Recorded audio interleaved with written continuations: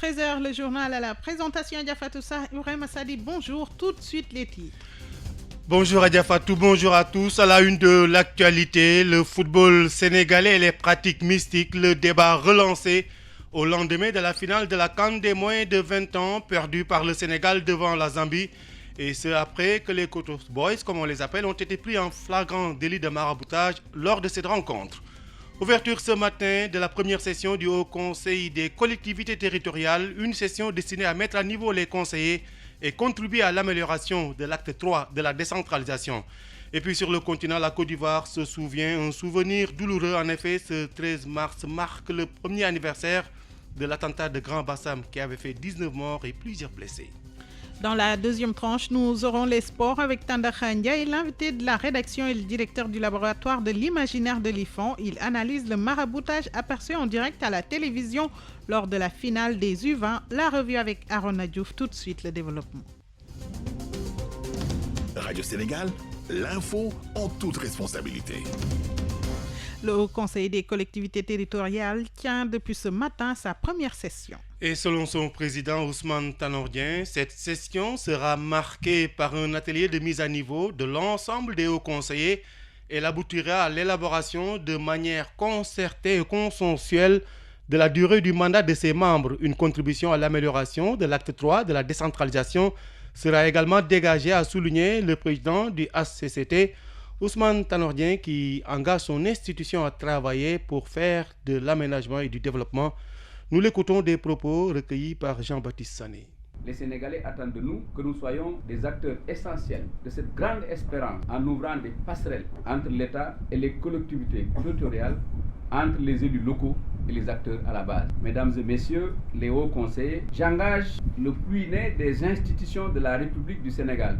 Je veux nommer le Haut Conseil des collectivités territoriales à travailler pour faire de l'aménagement et du développement territorial plus qu'un instrument du pouvoir central, un outil de planification ascendante mis à la disposition des pouvoirs locaux. Je vous exhorte donc à être en première ligne face aux préoccupations des élus locaux, en première ligne pour accompagner le gouvernement dans son ambition de territorialisation des politiques publiques. L'enjeu, c'est de nous mobiliser pour préparer les mutations. J'espère que cette transformation qualitative sera engagée très rapidement pour notre pays. Mesdames et messieurs les hauts conseillers, les institutions qui réussissent le mieux dans la compétition mondiale sont celles qui sont capables de fédérer tous les acteurs dans un même projet.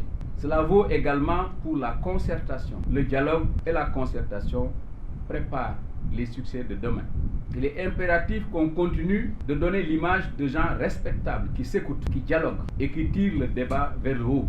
Il y a suffisamment d'enjeux complexes autour de nous qui nous commandent des débats de haut niveau. Je sais la complexité de notre pays, sa diversité, ses contradictions. Je sais aussi les difficultés qui nous guettent. Soyons à la hauteur de ce qu'attendent nos compatriotes, de ce qu'ils vivent, des enjeux du pays qui nous attend au tournant et surtout de notre réputation démocratique en Afrique et dans le monde. À l'instant, Ousmane Tanor Dieng, président au Conseil des collectivités territoriales, au micro de Jean-Baptiste Boukep Sané. Une image qui a fait le tour des télévisions d'Afrique. Hier, pendant la finale des U20, un joueur de l'équipe du Sénégal a jeté des cris-cris dans le but zambien. Et malheureusement, une pratique mystique qui ne concerne pas seulement le milieu du sport. En effet, le maraboutage est omniprésent dans la société sénégalaise et concerne toutes les classes sociales. C'est du moins l'avis du professeur Ibrahim Assaou. Il est directeur du laboratoire de l'imaginaire de l'IFON. Nous l'écoutons au téléphone de Khali Amadou Narfal. La question revient souvent et puis c'est dans la mentalité des gens et dans leur culture dans la société. Les gens pensent que les pratiques occultes ont plus de valeur que, disons, le sens même du travail. Ils ne croient pas tellement en eux-mêmes. Et ça, c'est dans tous les milieux qu'on voit ça. Le maraboutage a pris vraiment de plus en plus de l'ampleur, tel que maintenant on le cache même. Dans la rue, ce qu'on appelle les sarahs ou le pain qu'on donne, le lait que l'on jette, les œufs devant les intersections des routes, sous les bureaux, sous les tables, sous les oreillers, dans les bureaux des ministres, partout les gens maraboutent. Sous leurs sous-vêtements, ils portent des caleçons avec des khatim. Mais tout le monde dans ce pays, la plupart du temps, ils essaient de marabouter. Bien que ce sont des pratiques en fait qui sont anti-islamiques et que l'islam réprouve, que le christianisme réprouve. À l'instant, le professeur Ibrahim Sow, directeur du laboratoire de l'imaginaire de l'IFON, il analyse le maraboutage aperçu en direct à la télévision lors de la finale des U20. Il sera l'invité de la rédaction.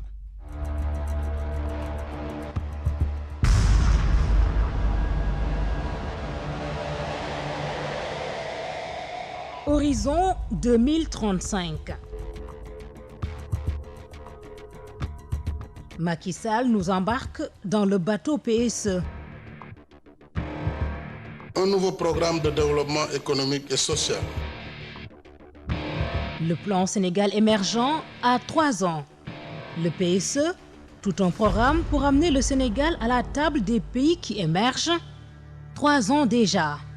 Radio Sénégal fait l'état des lieux. À suivre ce lundi 27 mars 2017, le dossier spécial sur le plan Sénégal émergent.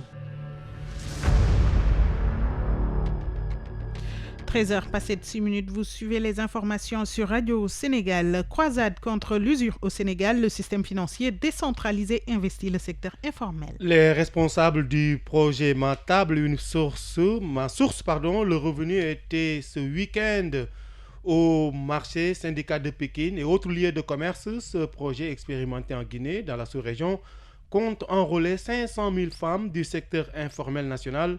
Ousmane Doy, le coordonnateur de ce projet, interrogé par Ali Ndiaye Diouf. En Guinée-Bissau, lors d'une campagne de Kajou en Guinée-Bissau avec des partenaires, j'avais vu que là-bas, il n'y avait pas beaucoup de banques de développement. Et il fallait un partenaire financier pour pouvoir faire des microcrédits. Et on avait écrit ce projet au niveau de la Guinée-Bissau. Et c'est ce projet qu'on a modélisé au Sénégal et qui marche fort au Sénégal. Donc ça peut accompagner les marchés comme syndicat, comme le marché central au poisson. Exactement. Actuellement, si vous allez au niveau du marché syndicat au poisson et vous demandez M. Ndoye, il vous dira que c'est celui qui nous donne, qui lutte contre les usuriers. C'était pour lutter contre ces usuriers qui sont là-bas le matin, qui prennent nos bonnes dames, qui leur donnent 10 000 francs la journée et à midi, ces bonnes dames remboursent 12 500. Maintenant, nous, on leur donne 100 000 francs, on leur demande de rembourser 500 francs par jour et ces 100 000 francs, ils nous remboursent avec des intérêts de 10 000 francs en 10 mois. Nous sommes dans la banlieue. À chaque fois que vous allez passer dans une ruelle, vous voyez des tablières qui sont là-bas. Soit elles vendent des fruits, soit elles vendent le petit déjeuner et tout ça. Ça, le capital que tu as besoin, ce n'est pas des millions.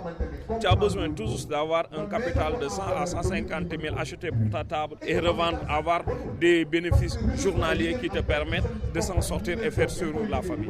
Ces groupements de femmes ont d'autres antennes au niveau des régions et actuellement on nous demande un peu partout au niveau du Sénégal de venir. Et aller à Saint-Louis, on nous appelle là-bas à Carrefour, on nous appelle là-bas un peu partout à Thiès, un peu partout au niveau national on nous appelle. Et bientôt ce concept Ma Table, Ma Source de revenus sera généralisé au niveau national. Sur combien de femmes comptez-vous enrôler? 500 000 femmes. C'était Ousmane Doy, coordonnateur du projet Ma Table, Ma Source de revenus, au micro de Ali Ndiaye Diouf. Le programme d'appui au développement économique de la Casamance, qui arrive bientôt à terme, pourrait plutôt bénéficier d'une deuxième phase. Le ministre de l'Environnement l'a dit lors d'une visite de quelques unités de transformation et de conditionnement dans la région de Kolda. Le PADEC a enrôlé en 8 ans près de 10 000 bénéficiaires dans la région naturelle de la Casamance qui s'activent pour la plupart dans les céréales locales, le miel et la noix d'acajou Bassiroukan. À Bagadadji, à une trentaine de kilomètres de Kolda, se trouve une unité de transformation de noix d'acajou. Abdourahim Diallo est le gérant de cette unité. On transforme, on obtient de l'amande entière et brûlée. On crée de la valeur ajoutée.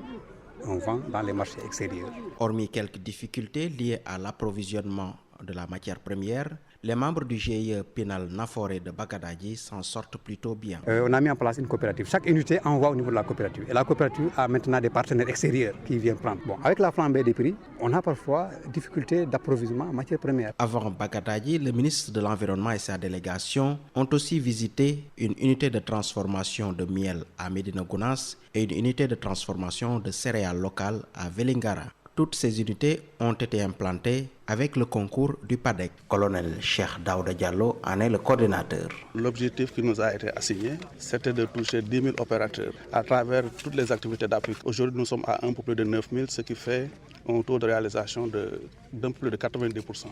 C'est assez louable, mais nous pensons que le plus important pour nous, Ce sont les projets productifs. Le programme d'appui au développement économique de la Casamance qui arrive au terme de sa mission en 2018. Mais une prolongation pourrait bien avoir lieu vu l'impact que ce projet a eu au niveau des populations. Le ministre de l'Environnement, Abdoulaye Bibi Baldé. Ça a beaucoup d'impact en termes agricoles pour améliorer les rendements, mais en termes aussi de préservation de la forêt. Les impacts sont importants. Ensuite, nous avons bénéficié d'une phase de consolidation. Tout indique qu'il y aura une deuxième phase pour encore améliorer les acquis. En 2016, 30 tonnes de miel, 17 kg d'amandes de cajou, 41 000 litres de produits liquides et 8 tonnes de produits séchés d'une valeur globale de 136 millions de francs CFA ont été produits. Kolda Bassiroukan, Radio Sénégal.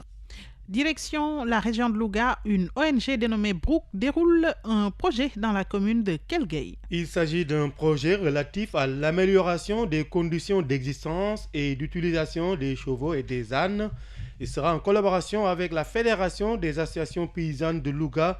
Les acteurs seront formés et encadrés pour veiller sur la santé, l'alimentation et la gestion de plus de 2000 équidés dans la zone, nous dit Ousmane Beng. Selon un diagnostic réalisé par des partenaires de la Fédération des associations paysannes de Louga, les conditions de vie et de travail des équidés en milieu rural ne sont pas les meilleures.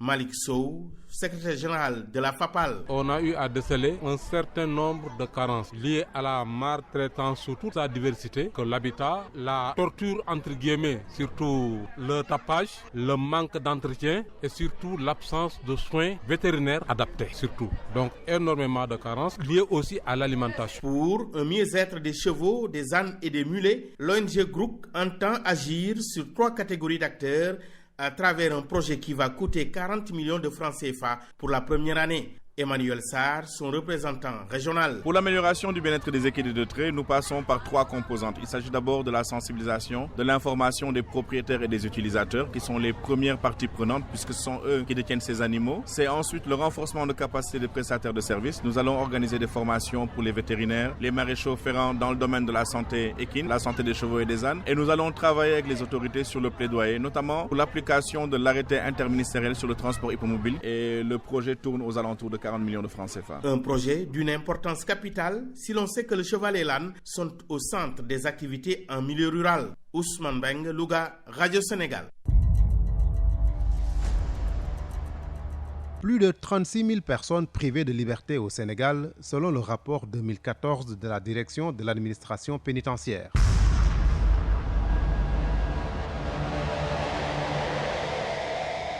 Une population incarcérée dans les 37 prisons du pays, dont la plupart datent de l'époque coloniale. Près de la moitié de ces détenus attend toujours d'être jugés. Comment la surpopulation est-elle gérée au Sénégal? Comment nos prisons sont tout simplement gérées? Le détenu est-il réellement préparé à une réinsertion réussie dans la société? Au gré de l'actualité, l'émission mensuelle de la rédaction du journal parlé de Radio Sénégal fait une incursion dans l'univers carcéral. Au gré de l'actualité reçoit ce mercredi 15 mars 2017 le colonel Daouda Diop, directeur de l'administration pénitentiaire. Au gré de l'actualité, c'est ce mercredi de 16h à 18h sur le réseau synchronisé de Radio Sénégal.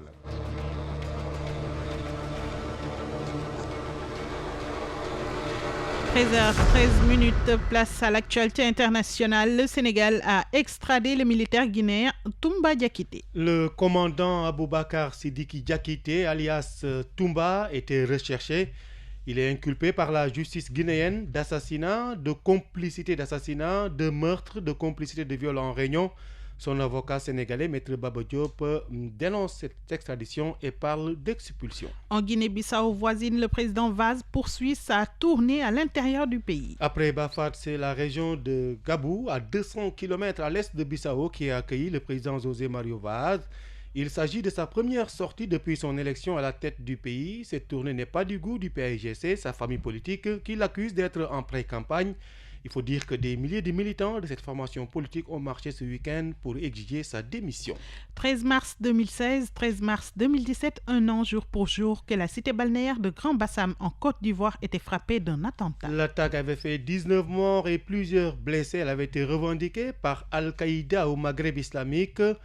Un gala dit de la vie en hommage aux victimes a eu lieu samedi. Une grande cérémonie du souvenir est prévue ce lundi en présence du président Alassane Dramane Ouattara.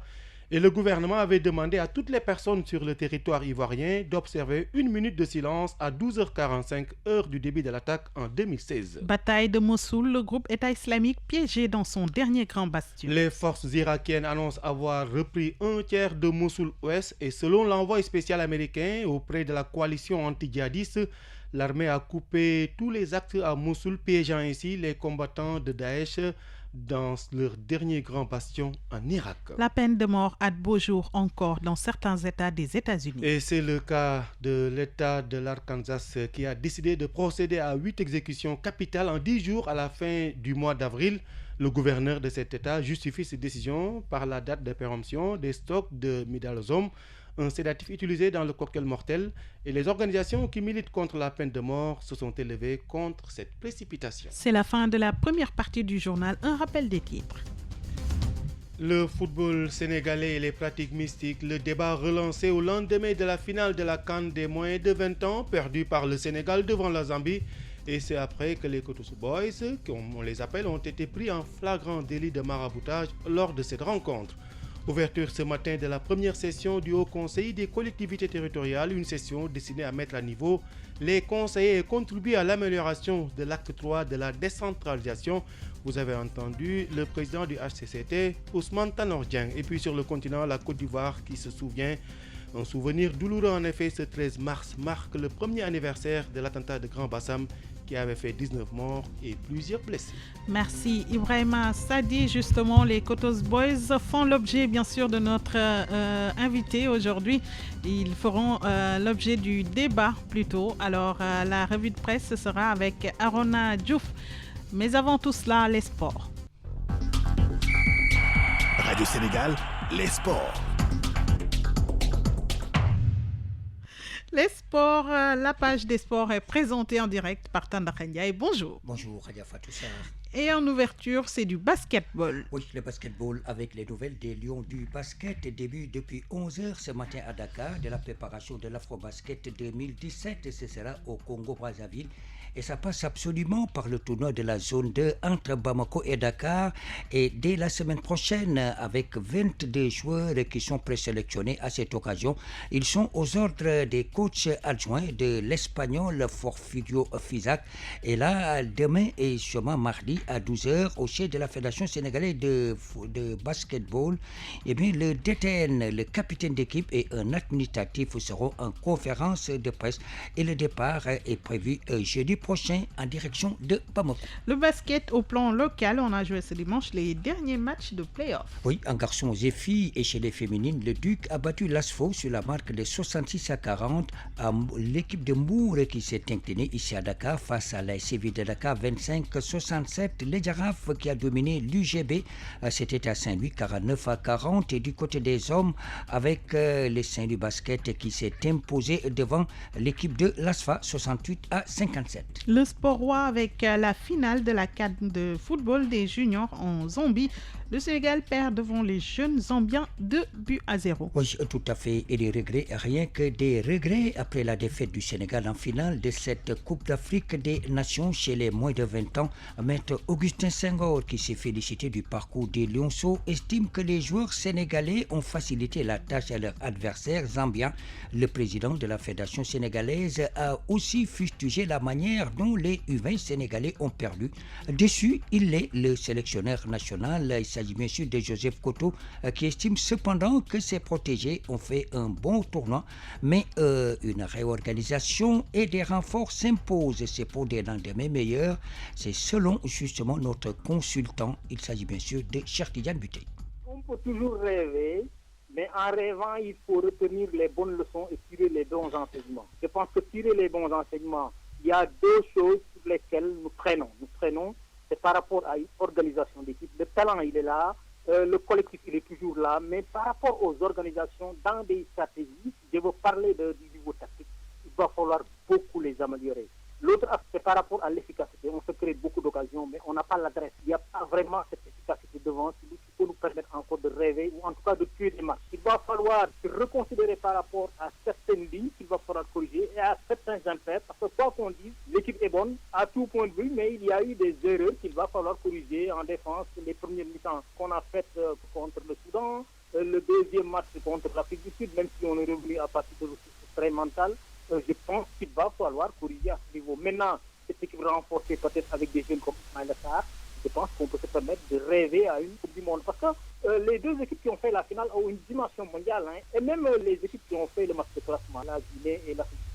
Voilà, cher Tidiane Biteye, on ne peut plus clair. À noter, Adjafa Toussar, que la Guinée, qui a pris la 3e place, et l'Afrique du Sud, mais aussi les équipes sénégalaises et zambiennes sont qualifiées pour la prochaine Coupe du Monde de la catégorie. Ce sera en Corée.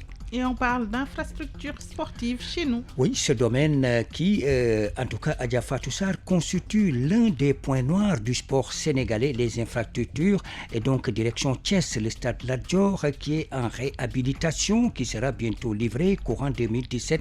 Annonce faite par Matarba en marge de la remise, justement, de la première édition de la journée spéciale hippique, une journée ARA du Gernot de France en partenariat avec le Comité national des gestions des courses hippiques, le ministre des Sports Matarba, qui s'est aussi prononcé justement sur la CAN des juniors. C'était hier en Zambie. Nous l'écoutons. C'est des jeunes qui nous ont habitués à d'excellents résultats. Quand ils partaient, c'était connu de tous. L'objectif était la qualification pour la Coupe du Monde. Cela veut dire atteindre les demi-finales. Ils l'ont fait, ils sont allés jusqu'en finale. Ils ont joué, ils ont perdu. Ça reste dans le cadre du sport. On était à 2 doigts d'un trophée africain. Mais bon, il faut continuer parce que c'est ça aussi la loi du sport. On va les accueillir, on va les traiter en tout cas dignement parce qu'ils nous ont fait plaisir. C'est ça qu'il faut. Ils se sont battus, ils ont perdu, c'est la loi. Le stade Lat Dior est en train d'être réhabilité, repris totalement. Si vous y allez, vous verrez la commande qui a été faite et livrée. Le système d'arrosage robotisé est à l'intérieur du stade. Le reste, c'est continuer le travail. Vous savez, c'est pour avoir une infrastructure digne de ce nom qu'on revoit tout le temps. Parce que si c'était le budget initial, on aurait bouclé les travaux. Mais on va aller plus loin que ça. C'est pourquoi il y a eu un avenant. Et l'avenant a été accepté. Le reste, c'est continuer le travail pour que le stade puisse être livré au courant 2017. C'est ça notre ambition. Voilà, bienvenue donc aux infrastructures sportives. Pas de bons résultats sportifs sans ces infrastructures. Mais Adjafa Toussar, autre chose importante, le bon entretien et de manière professionnelle. Alors là, ce qui va faire vivre le sport sénégalais. Alors il reste à les savoir. Merci beaucoup Tandakha Ndiaye. C'était la page sportive avec lui. Radio Sénégal. L'invité de la rédaction. Un autre problème connu de tous, Tandakha Ndiaye, c'est le maraboutage et justement le sport roi en souffre. L'invité du 13h est le professeur Ibrahima Sow, directeur du laboratoire de l'imaginaire de l'IFON. Il analyse le maraboutage aperçu en direct à la télévision lors de la finale des U20. Hier, l'équipe du Sénégal a tenté de jeter un sort à la formation zambienne, une pratique vaine mais à laquelle les Sénégalais adhèrent. On écoute pourquoi dans l'entretien qui a accordé à Khali Amadou Narfal. D'habitude, quand on essaie de marabouter, d'abord on le cache.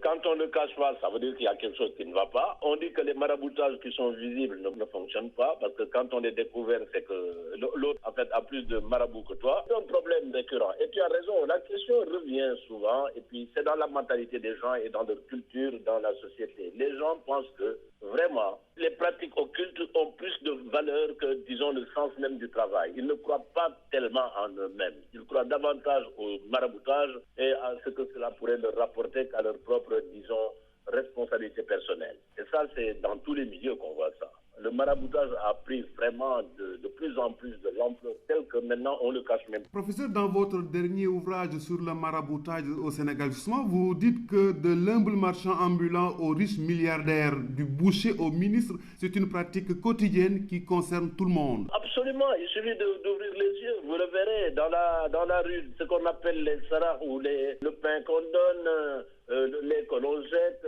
les œufs devant les intercessions des routes, sous les bureaux, sous les tables, sous les oreillers, dans les bureaux des ministres, partout les gens maraboutent. Sous leurs sous-vêtements, ils portent des caleçons avec des khatim. Mais tout le monde dans ce pays, la plupart du temps, ils essaient de marabouter. Bien que ce sont des pratiques en fait qui sont anti-islamiques, que l'islam réprouve, que le christianisme réprouve. Mais les gens pensent que le mystique, l'invisible, en fait, a plus de chances de prospérer que eux-mêmes, disons, leur propre engagement personnel, leur responsabilité personnelle. C'est en fait des pratiques magiques. La perception magique, disons, du monde a plus de chances que la perception même de la réalité. Le bon sens prospère peu. C'est ce que vous appelez mentalité magique qui prospère malgré le bon sens et la foi qu'on prête aux Sénégalais. En fait, cette mentalité magique est très incrustée, même dans les pratiques dites islamiques. Vous verrez des gens qui vont te prendre, disons, des versets de Coran qu'ils vont mettre à l'envers. Ils vont prendre certaines sourates dites avec d'une certaine façon pour dire que si tu fais ça, tu as ça. En fait, la magie, c'est quoi? C'est d'essayer d'influer sur le sort, de faire des pratiques qui dérogent sur le bon sens pour obtenir des résultats précis. Alors, ils vont utiliser même le Coran à des fins magiques qu'ils utilisent pour leurs propres fins personnelles, avec des chiffres, des nombres, des trucs, tout ce que, en fait, le prophète reprouve et n'enseigne pas. Donc, cette préoccupation du magique est constante dans notre société. Mais maintenant que ce soit très visible comme ça, c'est inquiétant. Qu'est-ce qu'il faudrait faire pour changer cette image? On ne peut pas changer cette image. On vous dira la formule là. Même si tu n'as pas envie de le faire, on t'obligera à le faire. Et encore, vous parlez de football. Ça, c'est moins grave que d'aller déterrer des cadavres, aller au cimetière, que de tuer des gens, de marabouter, disons, des procureurs, des ministres pour avoir son propre épouse, sa propre épouse. Mais ce sont des pratiques qui sont absolument constantes dans notre société. Pour l'expliquer, professeur, est-ce que ça paie? Est-ce qu'à partir de ces pratiques magiques du maraboutage, on obtient parfois gain de cause? Moi, je ne sais pas. Tu sais, c'est la question difficile et un peu la question piège. Parce que si ça tout marchait à merveille, je pense que personne d'entre nous ne resterait là tranquille. On serait tous soit dingues, soit devenus des fous. Le problème, c'est qu'il faut d'abord avoir confiance en soi. Et si les gens pensent que quelqu'un qui réussit, c'est quelqu'un qui a une bonne mère, c'est quelqu'un qui a un bon marabout, c'est quelqu'un qui a une bonne étoile, mais jamais ta propre responsabilité personnelle. Les gens passent leur temps à marabouter. Même quand tu réussis, on dit, ah, non, c'est pas de lui-même. Quand tu échoues aussi, on dit, Daniel Sac, ou bien on t'a marabouté. Donc, on projette toujours sa responsabilité personnelle en dehors de ses propres mérites. L'homme n'a pas de mérite en dehors de ce qu'il pense être ça. La perception, disons, de la réalité n'est pas tellement la réalité. Je pense que ça, c'est une question d'éducation à la base. On est dans une culture où on est façonné dans cet univers, disons, de rivalité d'abord entre parents, de rivalité dans les écoles, de rivalité partout, si bien que ça génère un peu ce genre de truc. Le mérite personnel devrait être mis en avant, c'est tout. Vous voyez, j'ai vu l'autre jour dans une lutte, le lutteur qui a été terrassé, il s'est débarrassé vite de tous ses gris-gris en les jetant par terre, sans doute en insultant son marabout qu'il avait promis. Ils sont tous bardés de gris-gris, si bien que si les gris-gris opéraient, je pense que les plus petits lutteurs pourraient terrasser les grands. Mais c'est pas le cas. Merci, professeur Ibrahim Sow. Je vous en prie. Radio Sénégal, la presse du jour. C'est avec Arona Diouf. La politique et l'affaire Khalifa Sall à la une de la presse. Mairie de Dakar et les ministères retour dans Enquête quotidien sur ces différents. Et c'est pour dire écrit Ousmane Laye Diop du journal qu'avant la caisse d'avance, différents ont opposé la municipalité de Dakar aux différents ministères du gouvernement. La caisse d'avance, indique mon confrère, qui aura finalement été fatale pour Khalifa Sall, le maire de la capitale. Une affaire dite de la caisse d'avance s'entendant qui a valu à Khalifa Sall et 6 de ses agents en placement sous mandat de dépôt qui n'en finit pas. Constate Vox Populi d'alimenter l'actualité. Tout. Les débats tournent autour de cela. Les ténors de l'Alliance pour la République, selon la tribune, qui se sont prononcés sur cette affaire, des apéristes qui ont tous naturellement essayé d'enfoncer le maire de Dakar, coupable selon eux d'avoir agi de manière pas du tout catholique. Dr Mohamed Tete Djedjou, député dans les colonnes de l'Observateur quotidien, qui estime, je cite, que la reddition des comptes doit s'appliquer à tous et pas seulement à ceux qui gênent le pouvoir. Le fait est rare, relève ainsi le journal de Futurs Médias. Un fait rare, oui, voire un membre fondateur des deux coalitions Macky 2012 et Benno Bokk Yakaar, de surcroît député, ramé à contre-courant de la majorité présidentielle dans l'affaire Khalifa Sall. L'autre originalité dans cette affaire, la lecture de Mbaye Ndiaye, le ministre d'État, qui a osé dire, souligne la tribune, qu'il y a bien politisation. Du coup, ce n'est pas une bourde et carte Birima, pour qui c'est tout simplement un aveu sincère qui conforte tous ceux, selon la tribune, qui pensent que Khalifa Sall est coupable de ne pas être du côté du pouvoir, évoquant cette émotion qui entoure cette affaire. Émotion, selon Vox Populi, sciemment entretenu, qui risque, s'inquiète mon confrère, d'envenimer la situation actuelle parce que les emprisonnements faits, le temps est à la menace, et c'est d'ailleurs, regrette Alham, le maire de Dakar, Khalifa Sall lui-même, qui, à la veille de son arrestation, a béni cette dangereuse inflexion en appelant quasiment à la révolte ses partisans. Il faut que cela cesse dans l'espace politique, s'exclame Vox Populi, qui s'interroge, oui, combien de leaders politiques ont été emprisonnés au Sénégal sans qu'on entende de déclarations malheureuses du genre, comme quoi une sorte de rappel à l'ordre. Mes confrères de Vox Populi d'alerter sur ces choses-là qui ne sont quand même pas acceptables. Finale de la CAN U20 perdue face à la Zambie. Encore un rendez-vous manqué, c'est le titre de mes confrères de 11 Sport qui rappelle ces deux finales jouées en 2015 et 2017. Deux finales aussi perdues des Lionceaux. Reprend le quotidien qui rate le grand saut à Lusaka qui les aurait couverts d'or finalement et reste saupoudré de malédiction selon Sucre Salé avec cette deuxième finale perdue après celle de Dakar en 2015. Que faire, se demandait alors le quotidien. En tout cas, pas ce que cette équipe a fait hier avec cette vidéo selon Vox Populi qui fait le tour du monde, ternissant, se désole mon confrère, l'image de son foot, un joueur sénégalais professionnel de surcroît pris en flagrant délit en train de jeter un gris-gris dans les buts de la Zambie. Pourtant malgré ces ronds, les gris-gris et autres bouteilles d'eau bénite, l'équipe nationale du Sénégal n'a pas réussi son pari de remporter le titre de champion d'Afrique à Lusaka, écrit enfin Vox Populi.